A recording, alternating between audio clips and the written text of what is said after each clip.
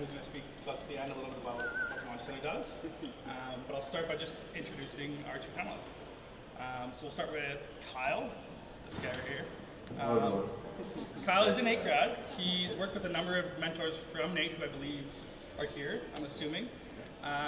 He's a certified personal trainer, a corrective exercise specialist, and a strong advocate of healthy and physically active lifestyles. And he'll get into his business a little bit in a few minutes here.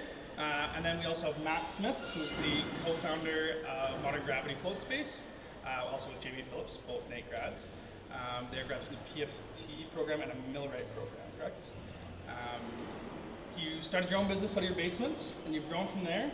And you describe yourself as a wannabe astronaut, which I have some questions about later. I describe myself as many things. One of them being a wannabe astronaut. I think I made JP space wizard. Yeah, that's right. It was space wizard. Yeah. He has a lot of quirky things to do website. We had some the other day talk about, it's like we only came to your place, or we chose your place over others because one, reviews, but then the other one was the cheeky marketing, which is we get from a lot of people. So we'll start with you, Kyle. Can you give us a little bit of an overview of your business? Yeah, so my business started actually when I was just leaving NAIT. Actually started a personal fitness business, my first coaching business, I guess, leaving NAIT. And after a few years, I decided that I wanted to help more than just on an individual basis. And I kind of fell into something called bubble sports. If anyone knows what bubble sports are, it's kind of the new fun action sports. Put a strap big bubble on, made of plastic. You run around and play bubble soccer, bubble basketball, football, baseball, kids games, tons of fun games. And I just kind of started tying that all together, and that's how I kind of started and fell into it. You guys have a bubble archery event coming up, right? Yeah, so now action sports, we have bubble sports, archery tag, and laser tag, and so it's a whole new, it's parallel to fitness, but it's just as fun if you love fitness. But yeah, this Saturday, every Saturday actually, we have a bubble archery and a bubble archery club and a bubble club. You can just drop in and come try and play with your friends. Cool. Let's go with Matt. Tell us a little about your business. So we really just get people naked in big, quiet bathtubs. We could go in for hours on end and end up feeling incredibly relaxed, both from not just like a, hey, I feel good, it's physiologically relaxed as well. The basis of it, so keep in mind, we did start it in the basement, so I'll describe what we're doing now quickly, and then you can just kind of like, oh, you did that in your basement, that's really strange.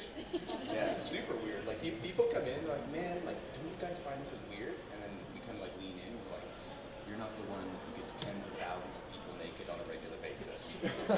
You're just coming in here once to like chill out. Yeah, essentially we have these big quiet bathtubs, big soundproof rooms. You have the option to turn lights on and off. We have little starlights on the top of our float rooms. But we have, what you're basically laying in is 11 inches of water and around 1,200 pounds of pharmaceutical grade Epsom salt. So that's why you float right on the surface effortlessly. You can have a nap, you can sleep, you can be creative, you can think about your day, you can practice movement patterns. We have a lot of pro athletes who come in and use that as well.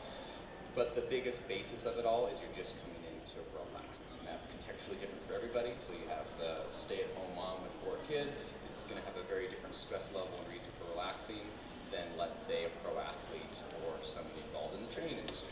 So, but we essentially started in our basement with one single tank. We floated 1,200 people within like a 365-degree period. It was ridiculous. But we had neighbors that were freaking out at us why there's so much parking going on. I think people thought we were either drug dealers or like male prostitutes, just because people were coming to the house all the time, leaving with like wet hair, and being like, "See you guys," and we're just kind of like, "Oh, what's going on?" But then what we ended up doing is taking that model and then moving it into what we now have as a 6-tank world-class float center, and it's just been an adventure ever since. So I won't ask you what you'd rather be, a drug dealer or a prostitute. And I be both. So you guys have both been around for a few years. So I wanted to know, what are some of the challenges you guys faced starting, and we'll start with you. One of the challenges starting, I think finding a good team is a good challenge starting up.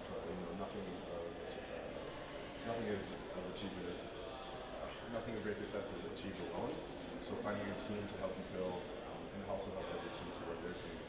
Because if you find other teams who are just integrated, it's a lot easier. So I think that was one of the hardest things for sure is finding the right people. It's just like finding the right friends. You want to make sure you choose the right friends because they're either stealing your time or creating value, and it's the same for business. So you got to really understand that. I really like what you say about having a team. I have no idea how I would do this without my business partner as well as best friend. And at the time when we were still in house roommate, it is like I have no idea how people run float centers without a business partner, let alone a good business partner where you can kind of both work together and find people who have like your strengths, like kind of like fill in your weaknesses and then fill in their weaknesses. But then there's also the obvious in terms of like sales that you're trying to convince somebody to spend an hour in the dark by themselves naked, either in your basement or in a space. And so it really comes down to, it wasn't so much a challenge, it was just a very large piece of what we understood, which is being incredibly authentic to, being incredibly authentic to what you're doing and not trying to hide behind anything. So it wasn't so much as a challenge. I mean, everything in business, especially starting up, is very, very hard and you're kind of learning on the fly. But yeah, I would say one of the biggest challenges was just really understanding that we need to be 100% authentic from start to finish. Sure. So Kyle, question just for you. In your line of service, in your line of work, sorry, service quality is something that's really tough to guarantee when it's not just you running the show anymore. Right. How do you select staff, and how do you ensure that your staff are set up for success? Yeah, that's a good question. So making sure my team is it has the same mindset and the same value system and on the same energy level as you. For a certain service. So for example, if they're a coach coaching an event for us, they have to have that high energy, be able to connect with the crowd, be able to be on top of group engagement. So really finding that person versus, maybe a technician who needs to be able to think on their feet, be able to get the tools, be able to be foresee if things that might happen to a product or a piece of equipment while the game is playing. Being able to find the different qualities of those people, and then train them, give them the tools that they need. So you have to be able to give them the equipment they need and then the backups that they need. So that's a really good question. And we're actually working on an app right now for the whole backside of our team. It's actually done tomorrow. Hooray, 6-8 months later. But that's exactly what it is. It's an app for the entire team, from sales to technicians to coaches. One place that everyone goes that I can see, they can see, we can all share information and everything. So it's a very good question. Smart. Matt, I know your industry has people that would class what you do as kind of new age, or I think when I told my dad about your business, he said it was hippie crap, which I think you get a lot of. What is your response to the people who typically, what response do you provide to these people? Well, the cool part of coming from like personal training or working with athletes, as well as just anything that I've ever done, whether it's with programming for past clients or that I choose to kind of, whether it's supplements, whether it's choice of training, whether it's training for people or myself, you always need to have the science behind it. And so what I usually do is on the idea of authenticity, is completely address it, that you're like, yes, you're 100% right, this seems really, really strange. We're getting more comfortable with the idea of meditation and taking time for yourself, but it is one of those things it's taken its time. So when people ask me, isn't this just some hippie woo-woo stuff? I say it can be, but on the other end, there's just a lot of journals and scientific evidence that when you remove so much stimuli from your body, it's actually going to cause a physiological reaction to allow you to go into a parasympathetic state, which essentially you're going to have lowered heart rate, lowered blood pressure. You're going to have some nice endorphins and dopamine release in your bloodstream. It's going to help pull away adrenaline and cortisol. So at one point, it's like you can live in the kind of hippie world, and you need to address that. Try not to, I know some places try to hide from it, or they just go way, way too deep into it. But then there's the idea that on the other side, you're just like, there's evidence. And plus, I'm coming from a place that I wasn't going to get into a business without it being predicated on some kind of science. Cool, perfect. When would you say you knew you were an entrepreneur? Start with Kyle. That's a great question. I think the more I realize now, it's, I always knew it, but I didn't know I knew it, And it's hard to understand if that makes sense, but it's just that free spirit. If you're that free spirit and you can't be held down and you're always asking why, I asked a million questions. I always asked why. Everyone hated me in class. I was always the why guy. And if, you know, I always just knew, but the more I realized that, you know, self-developing myself and, you know, I actually had an influence and a team and a following, it's like, holy man, like this is not, it's not just me anymore. It's not just for, you know, providing something for me anymore. And that's when it really hit me like, holy man, that I'm actually kind of doing it. So. I think the very first, so when even in like grade 7 and 8, my friends and I would, what we didn't know were little businesses. We ended up having little businesses. But the first time I really realized that kind of business, or at least not having a job, was really the route for me is, I think I was like 11 or 12 and got my first job at a gas station, and they made us get up at like 4:30 or 5. And I'm born and raised Fort McMurray, so there's some days like at 4 or 5 in the morning it's minus 35 and it's cold. And I remember the very first time I pumped gas and I just like clicked. I was like, nope, like never again. But even as a kid, I thought it was just towards gas, but then it ended or like pumping gas. But then like I just knew deep down that as I get older and always reflect back to that moment, it was more than that. So just from an early age, like always asking questions and continuing to cultivate that self-awareness. I didn't always know that I was an entrepreneur, but now that I look back on it, I do, if that makes sense. Yeah. And on a little flip side note, I always joke around with my mom about how I have these like weird like dreams or fantasies where I'll wake up in the morning, have this like really great dream where I have this really nice 9-to-5 job that pays the bills. I have 4 weeks of vacation off. I have my evenings off, my weekends. I'm like, man, wouldn't that be nice? But it's just something that suffocates me, and so I always joke around with that. So then you go float for a few hours and you remember. Yeah, and then I come out, I'm like, oh, this is great. Yeah. Well, it's like you wake up in the morning, you're pretty much like, oh no, like I could never live that, but it's a nice idea to think that I could, but yeah. So just to build on that, what drove you to start your own business? What was the thing that made you take that initial step? And we'll start with that. Yeah, so crazy enough, and my business partner and I talk about this all the time, but like money has never really been a big factor. Like neither of us have really needed a lot. That's not saying that I wouldn't like a brand new Tesla one day, or to just have a really nice place to live and all that kind of good stuff, but it's never been really a driver. I think it was always predicated on being able to build things and do things, especially when other people either tell you you can't do it, or they think they can't do it themselves. Yeah. So can you read the question one more time, sir? Sure. What drove you to start your own business? Right, driving. Okay.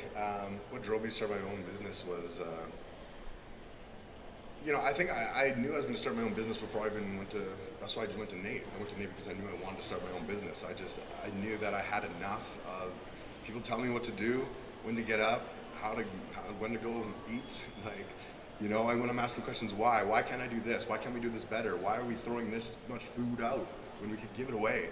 Like, it just boggled my brain and it hurt, and I just can't, you know, when you're just squished down so much, you gotta let go. So that's why I came to NAIT, because I wanted to start my own business, my own company, and that's what I came to do. So building on that, actually, how did your formal education help set you up for success, or how did it contribute to where you are now? Yeah, for sure. Well, yeah, NAIT's been definitely an invaluable key for us, I'm sure for Matt as well, for probably most great NAIT alumni. Because like at the Mawji Grand Opening, he hit it right in the head. There's just the perfect balance between practicality and theory, and we're all here because you know, we all know if we have too much theory, you're just somebody who knows lots about something, and you have no physical,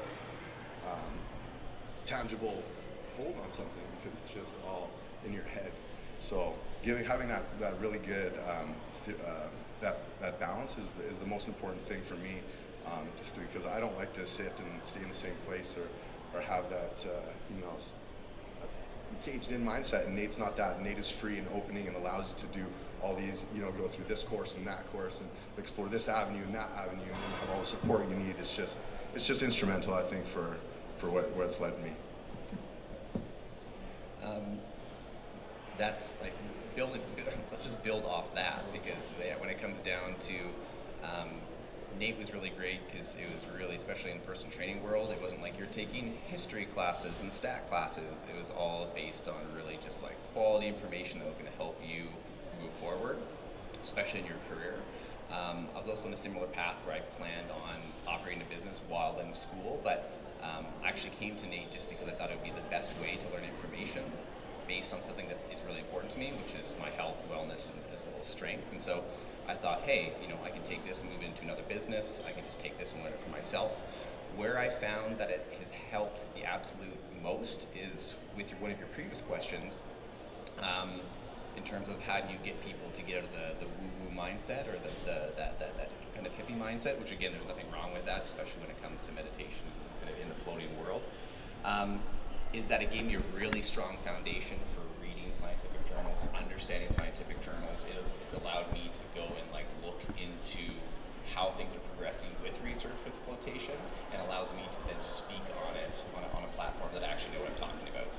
The other bit piece that's very specific to the personal training program is when you're training people, because I think I was training people before I came to school and then for several years after.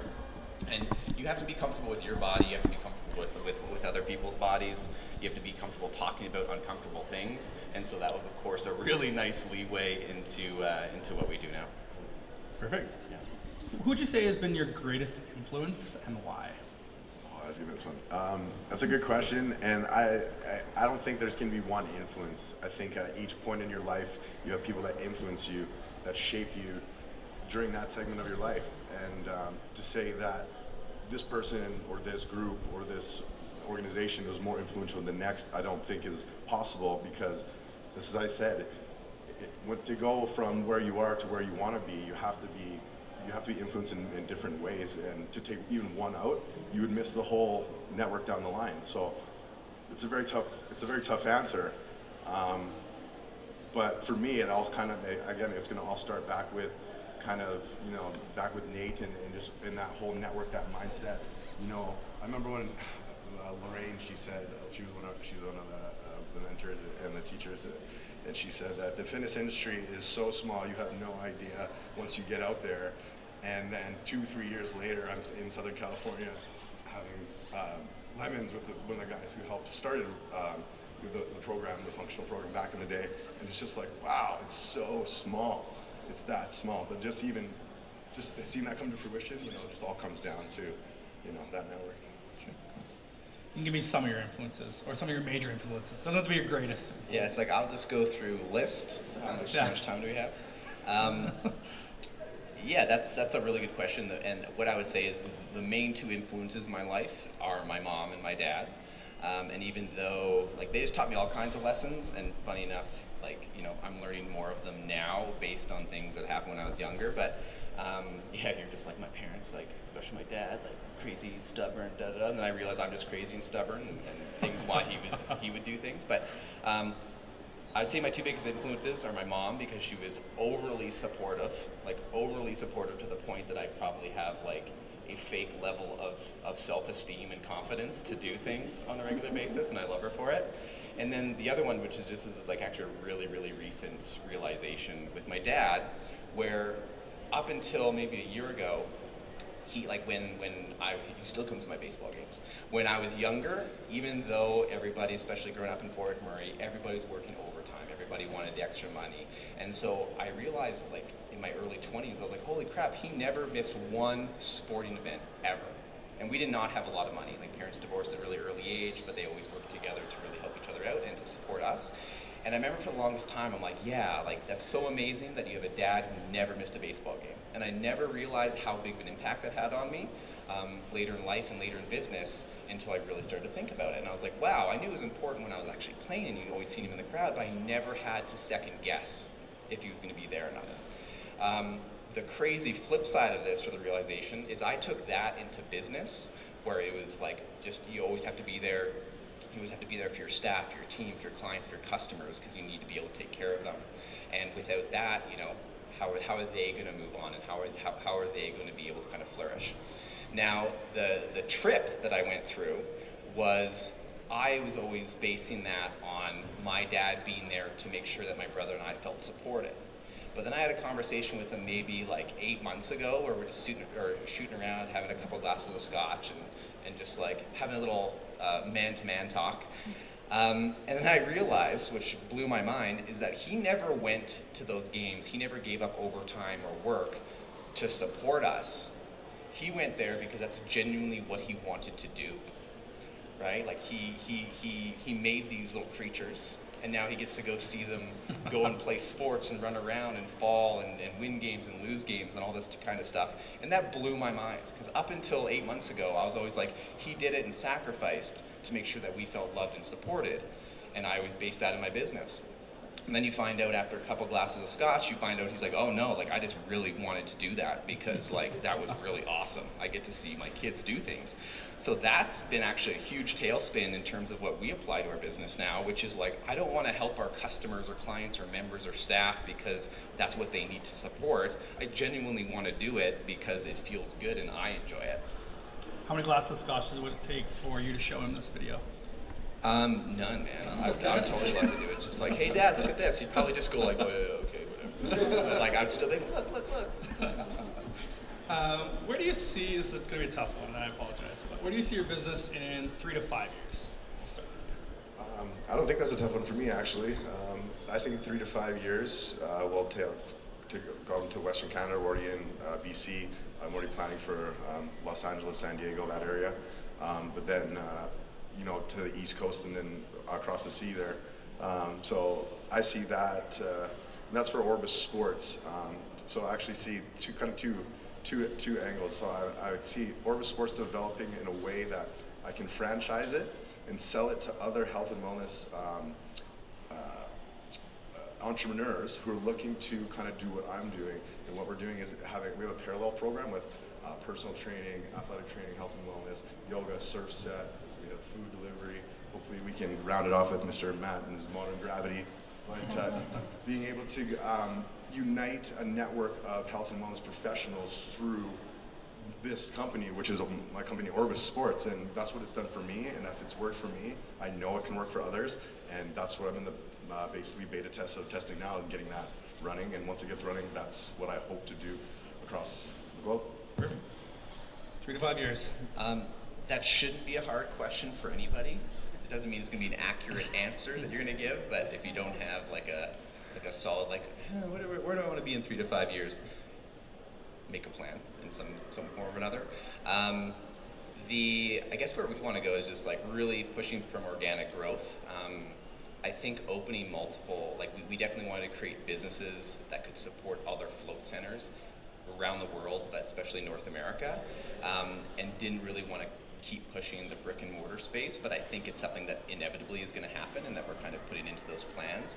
So next 3 to 5 years, we're probably looking at having another 3, 4, 5, 6 float centers around Alberta, potentially pushing into some places of distribution or like software. It just really depends. Again, you have the plan, but it's going to be predicated on a few things happening.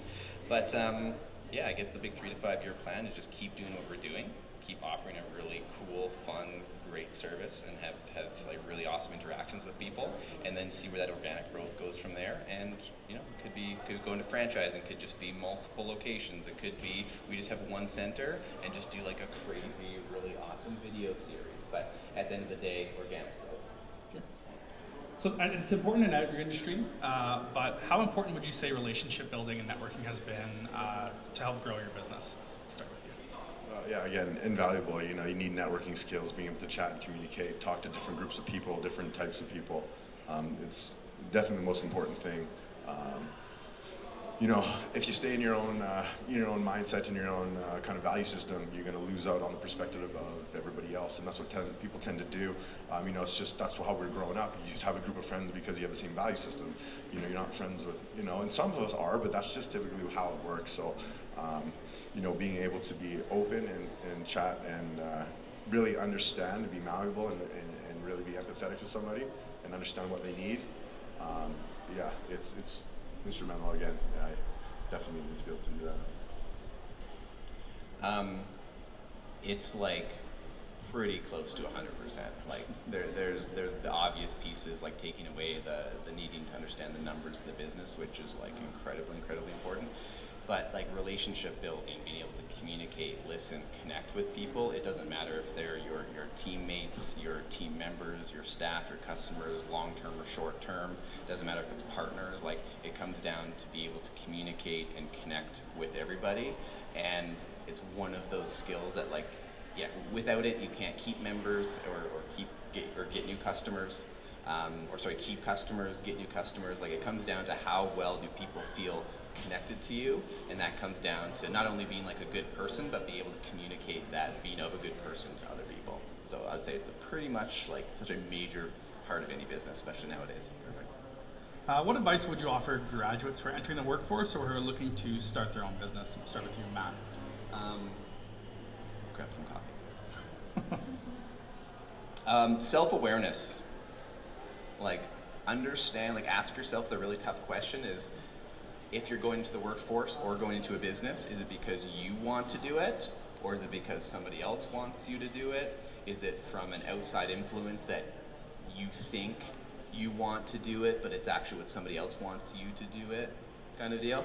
And so it comes down to being very self-aware about what you want to do and why.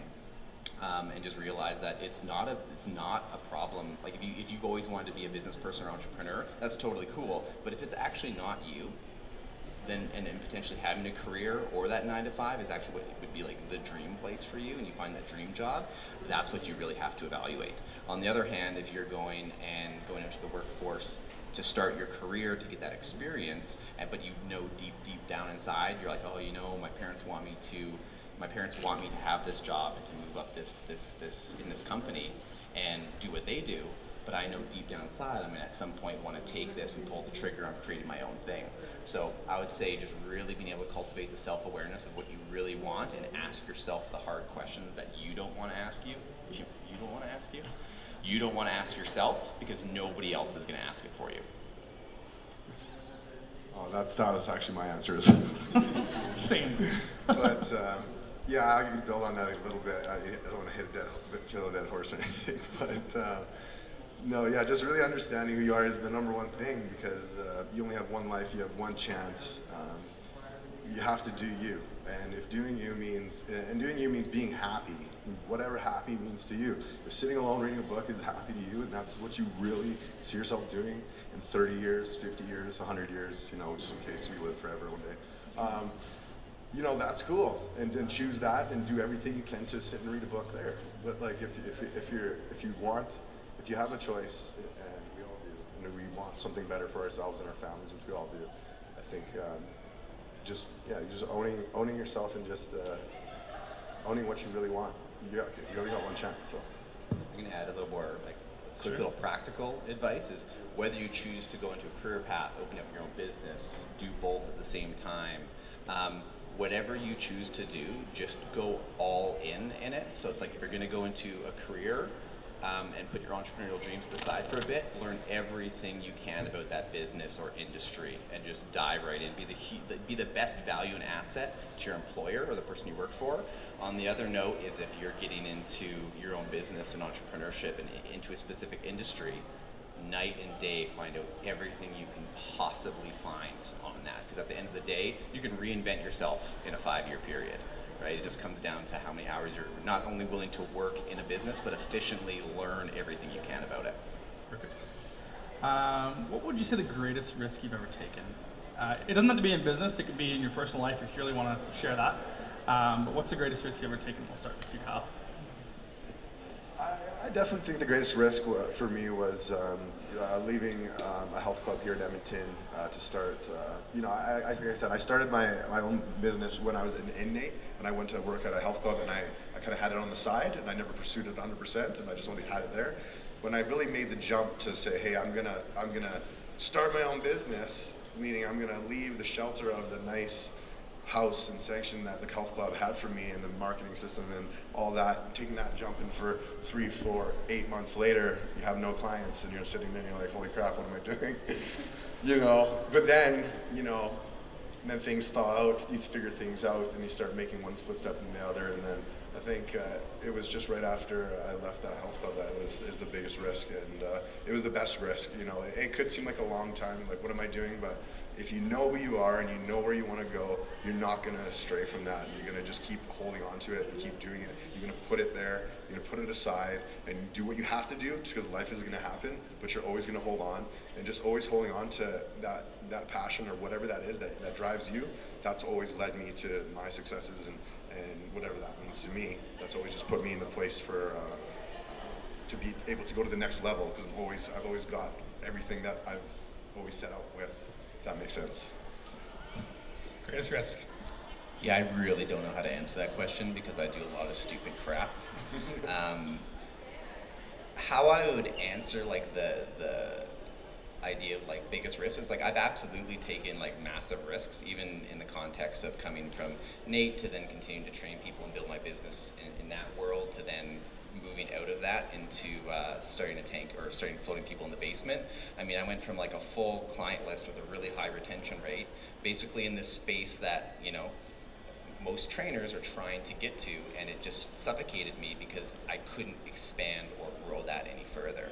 So probably one of them, like for me, it wasn't a risk at all. I knew the risk if I didn't just cut it and move on to something else, that would have actually been the biggest risk, is me not doing that, because I would have just continued going on and saying, what if? But if somebody's looking from the outside in, they're like, oh, he just dropped all of his clients, found them new homes, found them new trainers, all that kind of stuff, and then, you know, spent $20,000 to buy a tank and set things up in the basement suite of a place just north of 107th Avenue, which is just a super sketchy area. You can look at that as a risk, but that is probably the least risky thing I feel that I've done, so that's why it's kind of a challenge to do that. But yeah, I would say it's more, you know, there's probably a lot of things that I do that looks risky coming from an outside perspective, but like intuitively, even if I made a risk and screwed up, it wasn't really a risk because I knew the consequences of it. Perfect.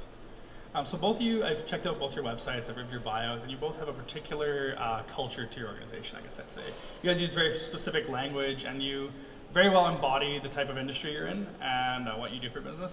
So I want to know, what are some of the secrets you have for building culture within your organization? And we'll start with you, Kyle. Well, I think you kind of said it there a little bit. Like you kind of are. You gotta. You know, you don't want to. You aren't the business, because I'm not Orbis Sports, but I definitely. It's spawned from me. So you know, being able to have all of the positive, good things that you want in that brand, in that company, whatever you want to call it. Yeah. Sorry. Just having a brain fire.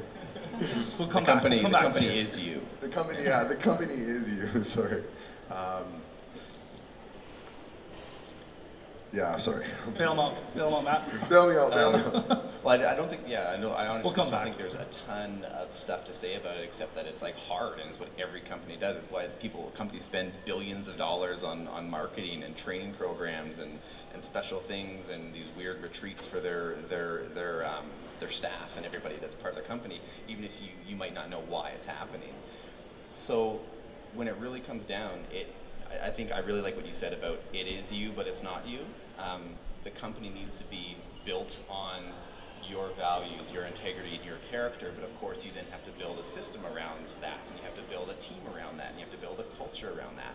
And it's, again, such a tough question to ask because people will look at it in different ways, but it really comes down to who are we authentically. If JP and I started going into more of a holistic space, or we started going on videos being like, welcome to your spa-like adventure, like that is not us. We just did an intro video, like we did our high-end quality intro video with JP and I talking and introducing you through the space, right? But like I have a backwards hat on and JP has a hoodie and we're talking and I think we might even swear in it. Like it needs to be authentic to you, and that drives through culture. Because the more video content that we make, it's not just for consumers or members or future members or customers. It's also for our staff to watch and buy in, and then they can start to know how they should be answering questions. Because you can answer a question in a billion different ways, especially when it comes to floating, and everybody's going to kind of push it in that one direction. or in their own direction, but that's the key. Do it in your own direction, not somebody else's, because you're going to find, I see this in the float community all the time, is people copy somebody else's because they like it and they resonate with it, but it might not actually be what they should be doing to support their kind of team or support their kind of clients coming in. So when it comes to like building culture, nobody knows the right answer to that. You just have to test and play around with it, but the biggest pieces are making sure that you have the self-awareness to know what you're doing, why something's not working, have the emotional intelligence to connect with your team, as well as your customers and members coming in, so you know how to best serve them. Because you're not going to make everybody happy. I totally know that there's people who don't come and float with us because I like drop the swear word on our website, right? And that's fine. That's just not our demographic, and that's something I'll have to eat. I'm like, oh, I'd really love to be there for everybody, but we kind of have to just be there for that group that really loves what we do. But then, yeah, I could keep rambling on about that. Yeah, that was perfect. That was perfect, Matt. But no, it was a great segue. Branding definitely, it sets the tone for what you can expect. So when you come to our website, you're going to see bright colors, happy, fun, smiling. So that's what you can expect. When you see Matt's video, backwards hat, hoodie, a little bit of swearing, that's what you can expect. So branding sets the tone for the business, how that's looked. You can expect us to swear all the time. So that's, you know, that's the whole thing. It's got to be. Perfect. Well, do you have any suggestions for young entrepreneurs or students that are looking to identify business opportunities? Do you have any tips to help them kind of alleviate that issue, how they're going to identify their own business opportunities? Yeah, that's actually really, really huge. I think at the presentation on, was it Wednesday or Tuesday? Tuesday, Mr. Mawji hit it perfect, where it's like you can love something, you're like, this is the best business idea, and I really resonate with it, and you know, this would be so cool, because if you could make money doing this business, it'd be really amazing, which is completely true. But if nobody wants your product or service, just cut it. Like, don't spend any time with it if people are not going to want it, right? And it really just comes full circle when you come in and say, you know, to find, like, I feel like I'm incredibly grateful to not only find something that I love to do, and I love it as a business model, but it's also something that's really important to offer to your community in terms of relaxation, helping with stress. So, like, there's not a day that I go by that I don't go, like, I'm an insanely lucky individual. That being said, I've been looking for this type of business opportunity since I've been 16. So when you think about it, it's like almost 15 years trying to find something, and always, you know, sometimes being like, oh, I really wanted to push forward with this, but I don't think enough people are going to want it. I want it to people want it, but are people actually going to pay for it? So it really comes down to just making sure that you're doing the testing, you're asking the right questions, and you're being able to use, that's where that emotional intelligence comes into play, is you can be self-aware about what you really want to do and how you want to do it, but then having the emotional intelligence to flip into your customer's shoes to find out, not only is this something they want, but how I'm selling it to them. Is this something that they're going to buy and want to have in their life frame? Yeah, that's great. Yeah, I think so. Yeah, for me, some good advice is you need to basically find the holes in the market, because the market, you know, the market doesn't care about you. You need to care about the market. So if you're not understanding what the market wants and what it needs, and it's not easy to find that, like, by no means. You know, to find that, you have to do research and you have to find out those kinds of things. But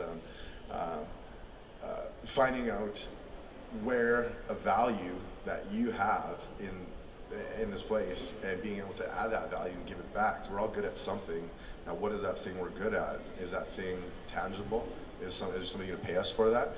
Are we able to link that with other skills or other products and then be able to offer that? So you got to start thinking kind of that road. We live in such a world in technology now where almost anything is possible. Like, you know, literally anything is possible. And if you don't know that, you just got to go out there and try. You got to just talk to more people, find more applications, you know, read more, you know, everything is out there that we need. You just need to look for it.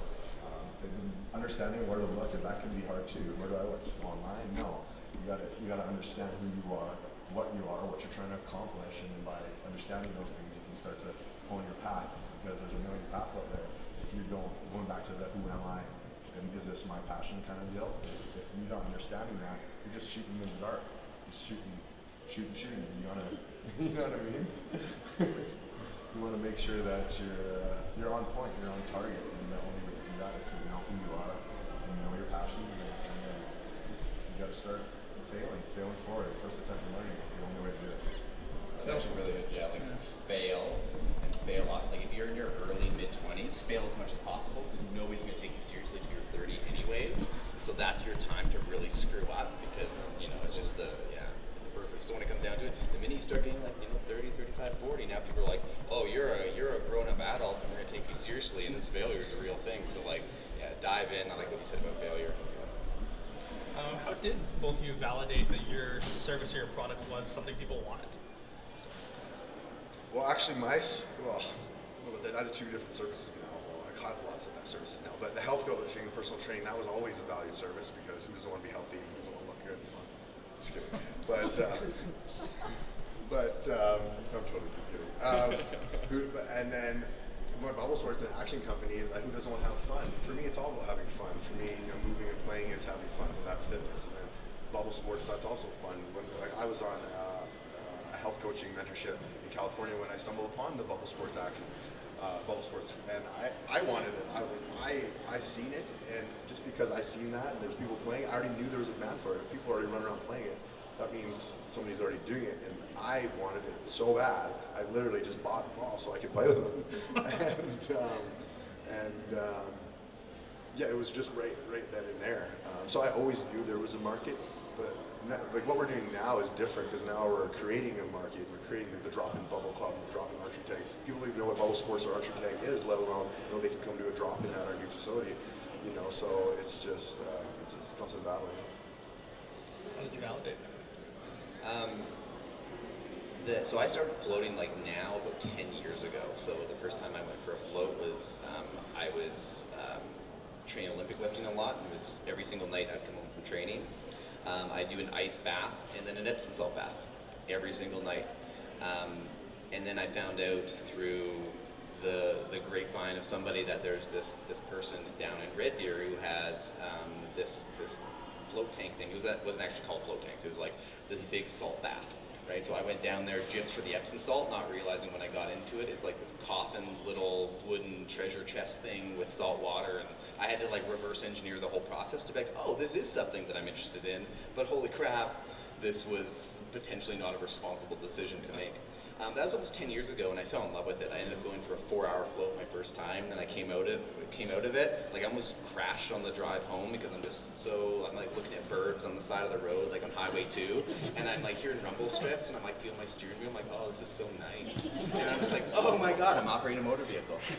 And so, for me, I was hooked there, but as like an athlete at the time, and not having a huge focus on going that route for business, because again, it's in people's basements. If you looked up float anywhere, you couldn't find it, right? So it was years later that when I was looking at potentially getting out of what I was currently doing with training people and looking into kind of finding a way to scale that, so open a larger gym, renting that out to not only athletes, but people to train athletes. It was something that hit me where, so the way, how did that actually happen was, I was going to open up a gym. I really didn't want to. I just thought it made sense. Putting the business together, I just didn't think I was going to be passionate enough about it. So I was like, you know what? One thing that's always really cleared my head is jumping in for a float, right? And if I can get that, I'm going to kind of calm my head, calm my mind, and then I can at least, even if I make the wrong decision, at least it wasn't based on me being stressed out or kind of like emotionally stormy. But I couldn't find one. So from there, I was like, oh, this is a great idea. I love this stuff. It was actually just immediate. It kind of goes against some of I'm a walking contradiction with a lot of stuff.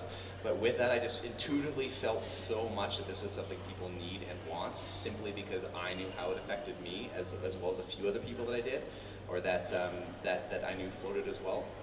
But it was something that right off the bat was just intuition based. That's like, people need this, the community needs this in their lives. And from there, it just kind of kept growing. And then when we opened up in the house, people will sometimes say this, we've had a couple like articles and stuff written about us that kind of said they started in their basement as a test tank to really test the industry and test the community, and really to see if the market was there so that they could open up like a bigger and better center. Where the reality was, like, people just wouldn't give us money, if we didn't prove it. I would have just straight up opened up a 6-tank center. I believed in it so much right off the bat. But of course, you know, you needed to prove it to say like, see, we could convince people to get into our basement with it. Like, people were like, well, one, you're great salespeople, and then two, it actually continued to prove it, and that was probably the best decision we could have made. But the idea of how we knew people were going to do it is really based on intuition, and again, practicing that idea of thinking in other people's shoes, and is this something they actually want to do? Perfect. Well, it's worked out for both of you, clearly. So I'd like to open it up to questions from anybody else, if there's any questions. Just, Miss Max. That's it. Go for it. How did you get funding? We got told no a lot, along with even getting the place. Like I think we got told no 6 or 7 times, just in trying to get like a leasing opportunity. Because people are like, "You're how old and you want to do what?" Sorry, we're going to put in a subway, right? But in terms of funding, we just had to really go to people that trusted us, because when it came down to banks or larger investors, it either wasn't big enough right now. Like now, it's a very different story in terms of some offers that we get. But early on, it wasn't big enough. We were just coming from a basement. Banks wouldn't take it seriously just because we straight up didn't have the equity, because we needed like hundreds of thousands of dollars. And so that's that idea of when I said like your early 20s. Really screwing up, because how you screw up is also just as important as learning from them. And when people see that over time, trust gets built up and people are willing to take chances on you. But to simply answer your question, it was private funding, just through people's trust, thinking that we could actually do something with this. Yeah, great. That's a great question. For me, I've always wanted to, for years, from like 18 on, I always wanted to exercise and have that be part of my life. So collecting fitness tools and collecting things, and basically being a hoarder for my whole life allowed me to, you know, when in college we had a business class, and at the end of business class they had to have a personal training studio made on paper, but I had enough stuff that I actually had it made in my garage. So, you know, I've been collecting and self-funding. We started really small, just like, you know, it started with a Bowflex and then some dumbbells and then some more. My dad's a welder, so we built a speed bag and then a heavy bag and then monkey bars, and we just built it all ourselves. We did it all, we created it all, and built up from there and kind of just had that there. And then the bubble sports, you know, that just came out of nowhere, just with a small investment, you know, from our own funding, buying a set 10 bubbles, and then seeing that value grow and buying more bubbles and more equipment and more things. It just started that way. And now the funding needs for like marketing and all these other crazy things that you need, but it's all been self-funding and just hoarding. Essentially, I've been kind of talking about this whole time is just knowing yourself, because I know who I was the whole time. Always holding on to these things. I'm like, why do you have this treadmill? Like, it's not even plugged in. You don't even have a 240 volt thing. Just like, shut up, I want this thing. I got it for cheap, it's mine. Just relax. You know what I mean? I'll use it later. That's part of the plan. But you got to have the space and ability to do those kinds of things. But it's kind of been that route, and that's been my journey. And that's what allowed me just always sticking to the things that I love and just holding on to them.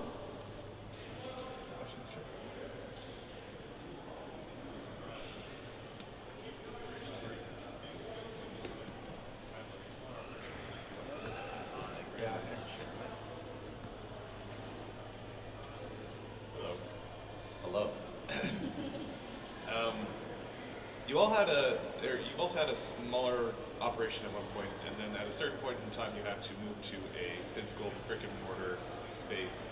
I was kind of wondering what that process was like, what the leasing kind of market and what that adventure is like. And do you have any advice for the place that you ended up actually being located in now? Why did you choose that place as opposed to other places? One, the simple answer to your question is we didn't really have a choice.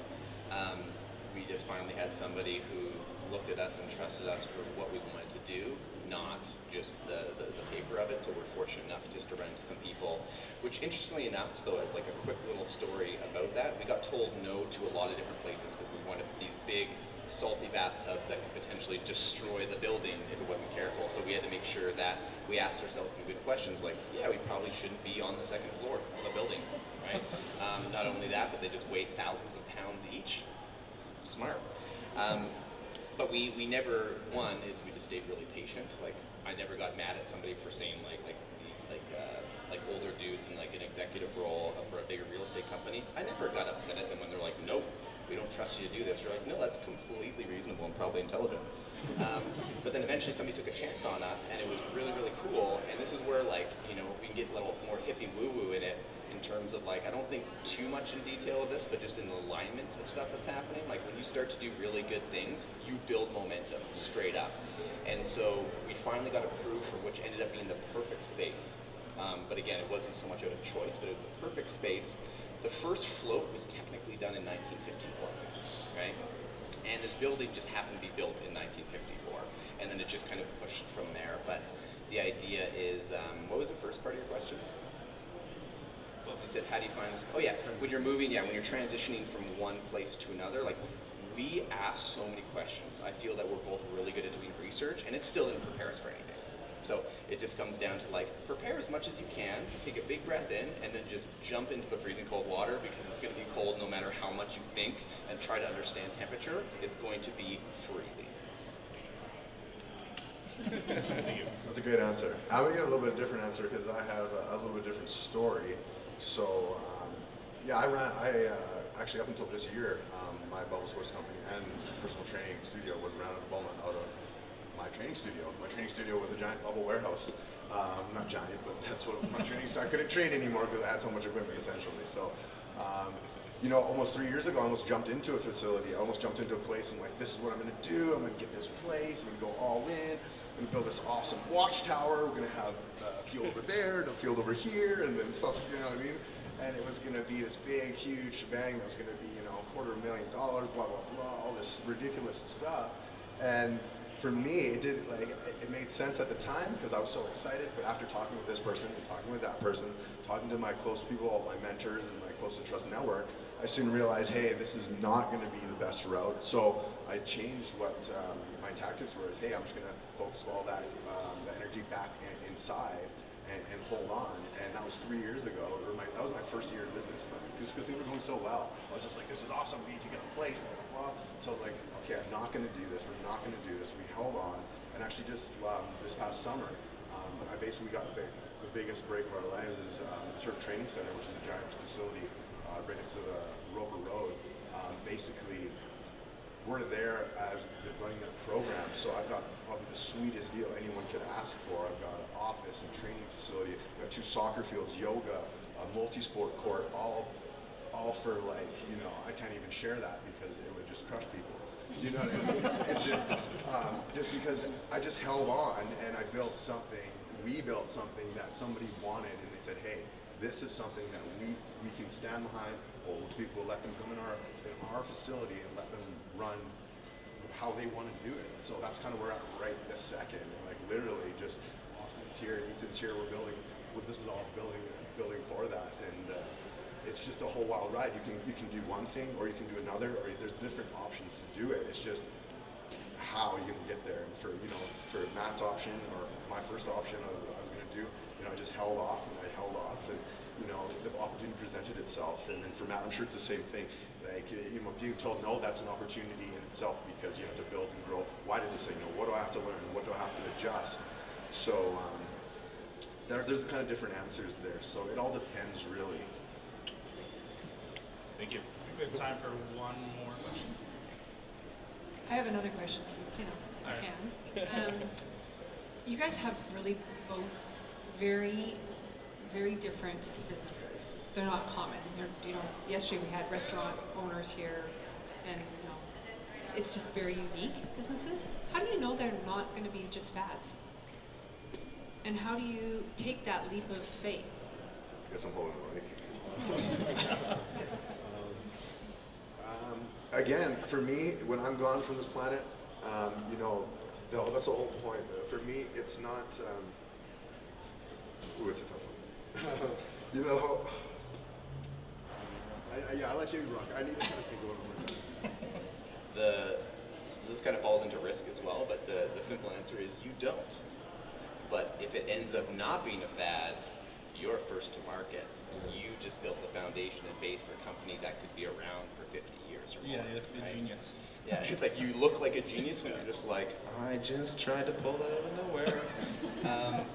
But that's really the answer. Is coming down to like you never know anything. There's no guarantees. I think the only real guarantees in your life are death, taxes, and if you touch your face while you're floating, you're probably gonna get salt in your eyes, like it's just a guarantee. But outside of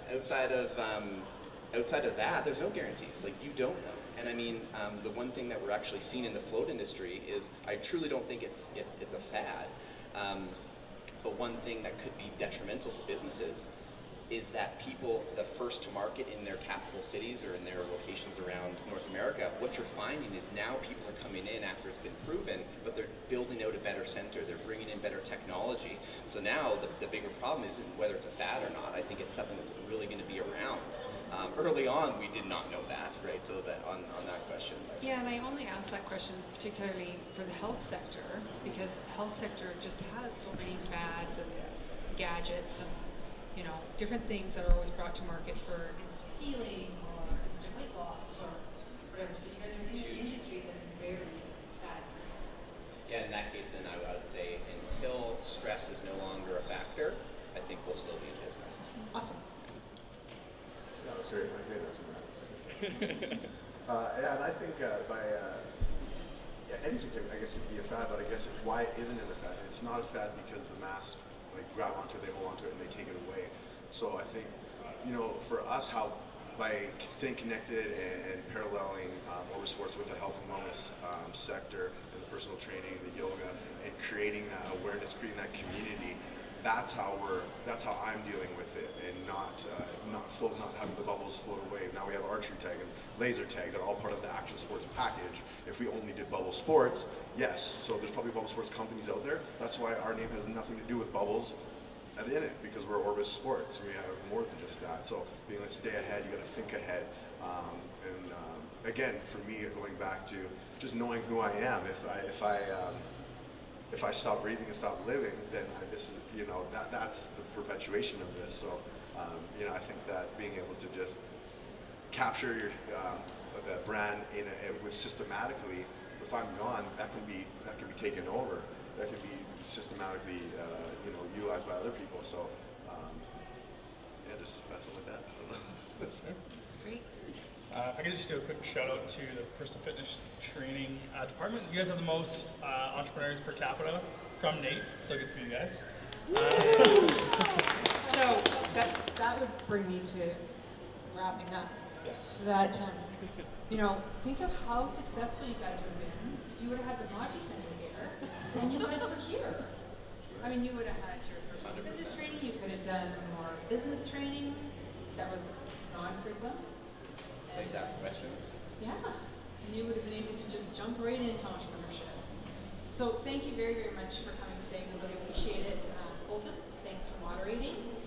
For those of you who haven't been to our sessions this week, the Mawji Center is now officially rolling.